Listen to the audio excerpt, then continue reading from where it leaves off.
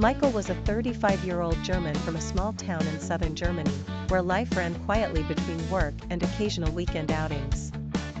Although he appreciated his homeland and routines, he felt a growing longing for adventure, for discovering new places.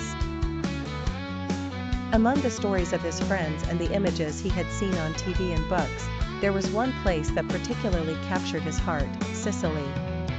For years, Michael had dreamed of visiting the Italian island, attracted by the promise of an ever-present sun, crystal-clear sea, delicious and fragrant food, and above all, the tales of the local people, renowned for their hospitality and warmth. One day, he decided to make the dream a reality. He bought a one-way ticket to Palermo, determined to experience the island as authentically as possible, away from the usual tourist paths. His adventure began in Palermo, the island's capital, where he landed on a sunny day. As soon as he stepped off the plane, he was enveloped by the hot air and the scent of the sea. It felt as if the island was welcoming him from the beginning, with an embrace radiating warmth and comfort. His first stop was a small bed and breakfast in the heart of the old town, run by a Sicilian family embodying the famous Sicilian hospitality. Maria, the owner, greeted him with a warm smile and a plate of freshly made arancini. "Eat, dear, you must be hungry after a long journey," she said, and Michael couldn't help but obey.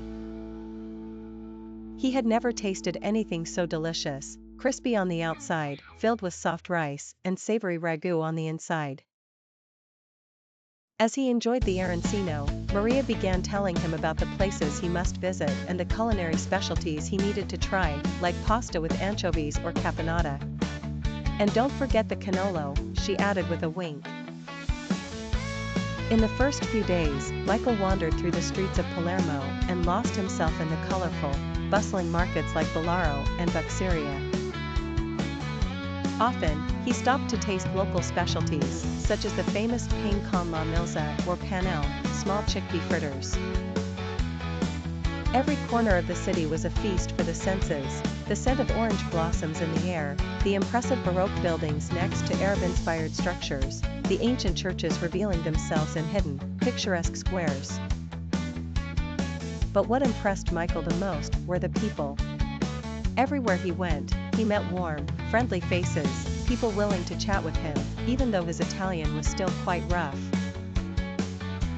One night, after a day spent exploring the Cathedral of Palermo and the Norman Palace, Michael sat in a small cafe by the sea.